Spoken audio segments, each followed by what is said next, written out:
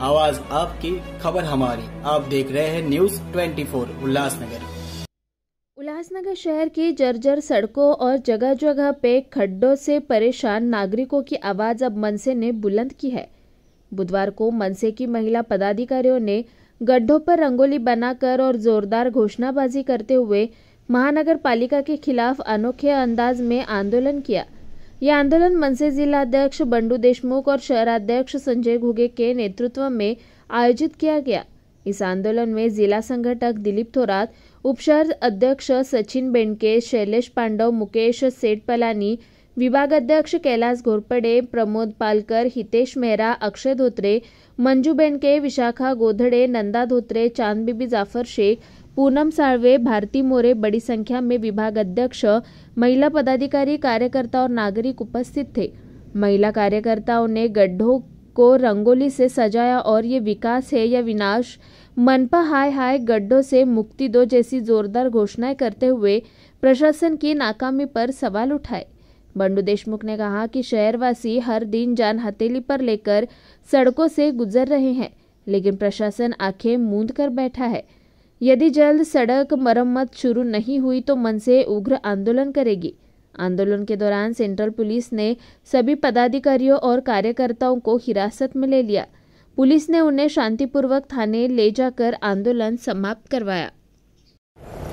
उल्हासनगर शहराची जी दुरावस्था झाली आहे याला फक्त सत्ताधारी आणि प्रशासन दोघे जण जबाबदार आहेत। शिवसेने गेले 25 वर्ष जेव्हापासून 1996 महापालिकेची स्थापना झाल्यानंतर सगळ्यात जास्त जी सत्ता आहे ही शिवसेना आणि भाजपने भोगली। असं असताना सुद्धा या शहराचं दुर्दैव आहे, या शहरामध्ये एकही रस्ता नीट नाहीये, इमारतींचा प्रश्न आहे, कचऱ्याचा प्रश्न आहे, अनेक प्रश्न आहे। आज उल्हासनगर शहरामध्ये एकही रस्ता माणूस चालू शकतो किंवा गाडी चालू शकते असा नाहीये। प्रत्येक रस्त्यात खड्डा आहे की खड्ड्यात रस्ते आहेत ते कळायला मार्ग नाहीये। पण या प्रशासनाने दुतरसारखी डोळ्यावर पट्टी बांधून आंधळ्याचं सोंग घेऊन लोकांना वेठीस धरतायत। आम्ही जर टॅक्स भरला नाही तर आमच्या घरावर जप्ती आणता, आमच्या घरासमोर बँड वाजवता। मग हे जर चांगले रस्ते किंवा मूलभूत सुविधा देण्याची जबाबदारी कोणाची आहे? पालिका प्रशासन झोपा काढते का? आयुक्त झोपा काढतायत का? जेव्हा आयुक्त इथे आल्या तेव्हा आम्हाला आशा होती की आयुक्तांकडून काहीतरी होईल, परंतु या आयुक्तांनी सुद्धा डोळ्यावर पट्टी बांधून लोकांचे शिव्या खायचं काम सुरू केलंय। मी आयुक्तांना आव्हान देतो, आज रस्त्यावर केलं, उद्याचं आंदोलन पालिकेत असेल। जर तुम्ही गणपतीच्या आधी हे सर्व रस्ते चांगल्या पद्धतीने दुरुस्त केले नाहीत तर पुढचं आंदोलन हे महापालिका आयुक्तांच्या कॅबिनमध्ये आणि मनसे पद्धतीने असेल याची त्यांनी नोंद घ्यावी। ठेकेदार कबूल करतात की पैसे दिल्याशिवाय फाईलवर सही होत नाही। आम्ही जेव्हा एका ठेकेदाराशी बोललो तो बोलला महापालिका 1 किलो चिकन देते आणि सांगते 100 लोकांना खायला घाला। मग आम्ही काय करणार रस्त्यावरती? याचा अर्थ समजून घ्या की भ्रष्टाचार केल्याशिवाय, पैसे घेतल्याशिवाय कुठल्याही फाईलवर सही होत नाही आणि त्याच्याशिवाय रस्ते बनत नाही। त्यामुळे उरलेल्या पैशामध्ये वर्षानुवर्ष निकृष्ट दर्जाचे रस्ते तयार होतात। परंतु या पालिका प्रशासनाला थोडी शरम नाहीये की शहरातले लोक पैसे देतात, कर भरतात, सर्व आम्ही इन्कम टॅक्स भरतो, सेल टॅक्स भरतो, जीएसटी भरतो, प्रॉपर्टी टॅक्स भरतो। अनेक टॅक्स भरल्यानंतर सुद्धा जर आम्हा नागरिकांना चांगल्या सुविधा मिळत नसतील तर या पालिका प्रशासनाचा जाहीर निषेध आहे।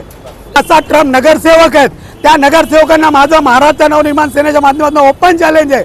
जर तुमचा आदर्श वार्ड असेल, तुमचा वार्डमध्ये कचरा नसेल, रस्ते चांगले असतील, पाणी असतील, असा एक वार्ड दाखवा। महाराष्ट्र नवनिर्माण सेना 51,000 रुपये देऊन त्या नगरसेवकाचा सत्कार करेल।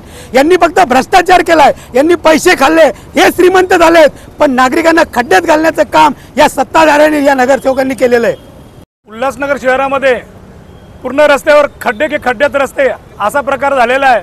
आणि हा जो महत्त्वाचा जो रस्ता आहे, हा या रस्त्यावर एवढे खड्डे आहेत की चालताना असं वाटतं की गाडीमध्ये की कुठेतरी आपण होडीमध्ये चालतोय। आणि अशा प्रकारे इथले व्यापारी सुद्धा आम्हाला भेटायला आले। व्यापारी बोलतात आम्ही महानगरपालिकेत गेलो, प्रत्येक वेळेला तक्रार दिली, पण तो तक्रारीचं काही निरसन होत नाही। नगरसेवकांना सांगितलं पण नगरसेवक ध्यान देत नाही। तेच खड्डे, तेच ठेकेदार, ही जी पद्धत आहे ही का चालू आहे?